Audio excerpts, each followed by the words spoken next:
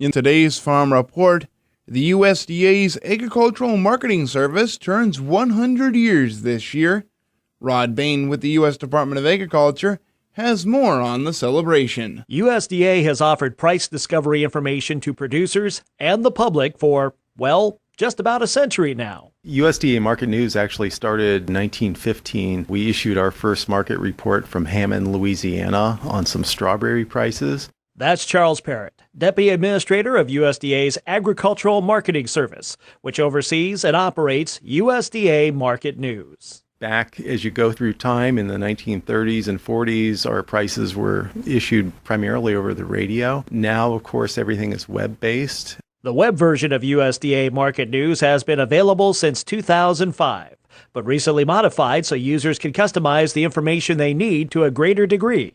And Parrott says AMS is working on a smartphone and tablet app version of USDA Market News. We know there's a great demand for that information, so we're going to put it together. Also, even farmers markets is another thing. There's a lot of demand out there, not only for organic information, but for farmer market information. If I go to my local farmers market, what can I expect to be paying for certain commodities? We hope to be able to put that information together and get that out to consumers as well. These are some of the ways USDA Market News is preparing to serve its customers in its next 100 years. So what's in store for USDA Market News Centennial Anniversary in 2015? We're going to have a kickoff celebration at the Ag Outlook Forum, which is held every year in Crystal City, Virginia. This year it's going to be on Thursday, February 19th. The Ag Outlook Forum is USDA's biggest event annually, bringing a variety of ag interests together, many of which are users of the price information offered by USDA Market News daily. We're going to have a panel there talking about what Market News has done over the years and kind of where we're going. We'll be sharing our plans to expand direct delivery of price information. And Parrott says what has made USDA Market News a success over the past century, and will continue to make it so in the next, is its ability to help producers make decisions, and its ability to provide information to all. So if I'm a small grower, I have access to the same price information that everybody else does. And because of that, I can make a better decision as to where to sell my products and what I can expect to get for them. So it really creates a level playing field. I'm Rod Bain reporting for the U.S. Department of Agriculture in Washington, D.C.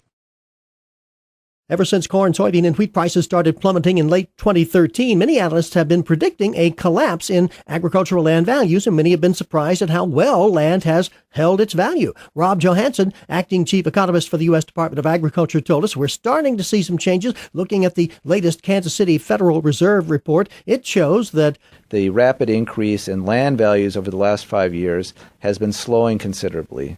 It is still slightly positive. It has not gone negative yet, which once it would go negative, that would imply that land value prices are lower than they were the previous year. But they're still a little bit higher than they were last year. only a few times in recent memory have land values actually fallen below earlier levels, once there in the 1980s during the farm crisis, and then in 2009 as a result of the recession. So what's going to happen later this year with land values? Rob Johansson admits we don't exactly know what they'll do, but everybody's going to keep a close eye on them. Gary Crawford for the U.S. Department of Agriculture, Washington.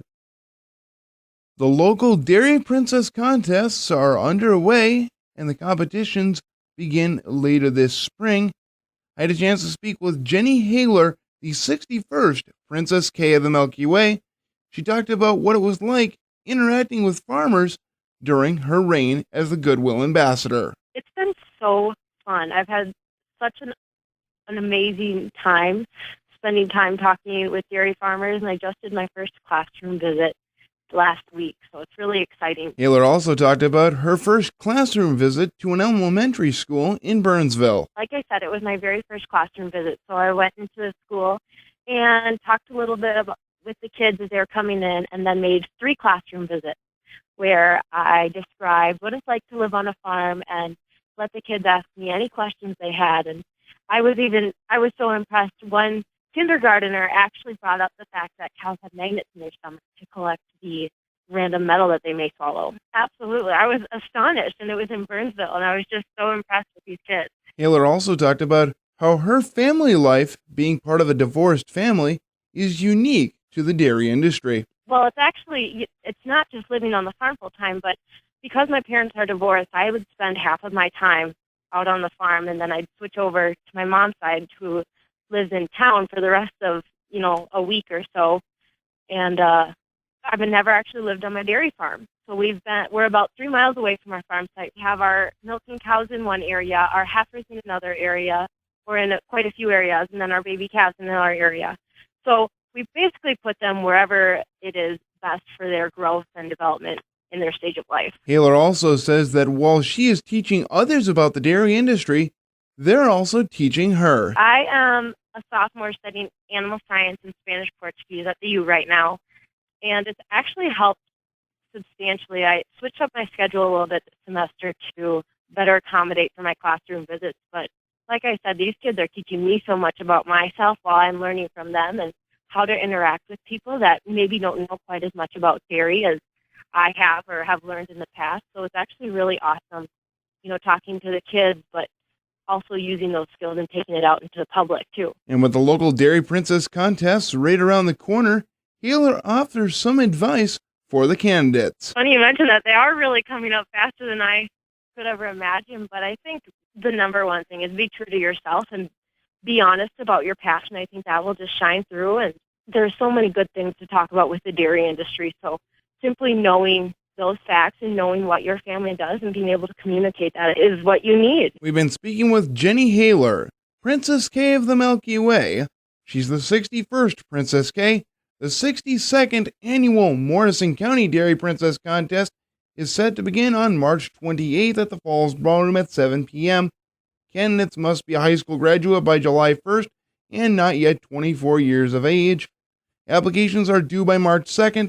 For more information or an application, contact Laura Fellbaum at 630-4039.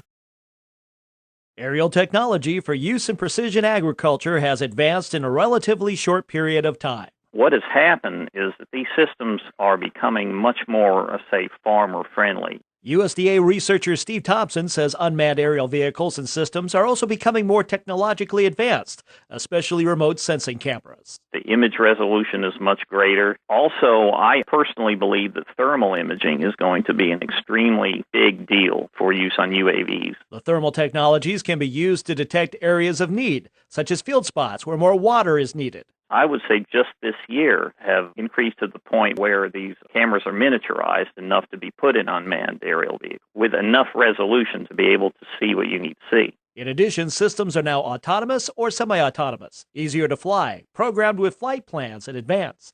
And Thompson adds that prices are starting to come down for these types of equipment. I'm Rod Bain reporting for the U.S. Department of Agriculture in Washington, D.C. Dan Martins with the University of Minnesota Extension Service Office talks about the annual Minnesota Extension Drainage Design Workshop that will be held in St. Cloud. Let's start with this reminder. I'll be conducting a private pesticide applicator renewal workshop at Holdingford City Hall this week from 10:30 to 2:30. We invite people to bring $5 for a pizza lunch break, or to pack a lunch, or to eat a good breakfast. There will also be a workshop this week in Fergus Falls on January 30. For my main topic today, the annual Minnesota Extension Drainage Design Workshop will be held in St. Cloud on Tuesday and Wednesday, February 24 and 25. The other two 2015 sites will be in Sioux Falls and Grand Forks. This workshop has often been held in places like Owatonna, Mankato, and Crookston, so it's good to have it here in St. Cloud this year. Along with farmers doing drainage work and tile service providers, it's good for the general public to note that professional training is provided to people doing land drainage work. The two-day workshop starts at 8 a.m. and ends at 5 p.m. on the second day. The workshop focuses on planning and design of agricultural tile drainage systems to meet both profitability and environmental objectives. Each workshop is intended for those interested in a more complete understanding of planning and design principles and practices for drainage and water table management systems, including farmers, landowners, consultants, drainage contractors, government staff, and water resource managers. Planning topics include legal aspects, agronomic perspectives, soil and land evaluation tools, wetlands, conservation drainage concepts and techniques, and should I do my own? The design topics begin with basic design considerations and progress through individual and small team projects with hands-on problem-solving examples covering basic design and layout principles, water flow calculation, drain spacing, sizing, grades, lift stations, and conservation drainage practices.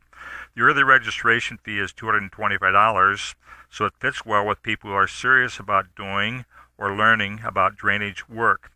Each workshop is limited to about 65 participants, so don't expect on-site registration. The fee moves to $300 about 2 weeks before the workshop, so it pays to plan ahead. Detailed agendas and registrations is at a website that can be found by doing a search for Minnesota Extension Drainage Workshop 2015. You can call Brad Carlson at 507-389-6745.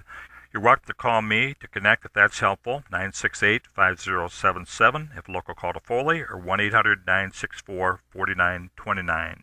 2014 is an example of years when farmers faced a lot of wet weather issues. Practices like drainage, when done correctly, reduce risk significantly. The University of Minnesota continues to do a considerable amount of research to identify better design and crop management practices. The goal is to provide the best care possible for the soil and water resources we all depend on, to maintain a reliable food supply, and to support a strong farm economy. I'm Dan Martins with U of M Extension. Thanks for the care you give in our community. Venison is starting to gain popularity with consumers. In fact, Richard Kroll of Penn State University Extension notes, we're noticing that some of the larger retail food markets out there are starting to carry farm-raised venison and using that as a protein to sell in their stores. However, despite the growing availability of venison on the retail level, the supply is very limited. The cost factor for that meat to the retail store is obviously going to have a higher retail price than maybe over our other choices of red meats or other white meat products that are out there. But Kroll believes as more stores and restaurants offer venison, over time, the source of meat will become more economical, at least through the retail channels. The opportunity to use venison as a protein in your meal planning warrants consideration to try it if you've never had venison or have an opportunity to purchase it through a retail store. I'm Rod Bain reporting for the U.S. Department of Agriculture in Washington, D.C.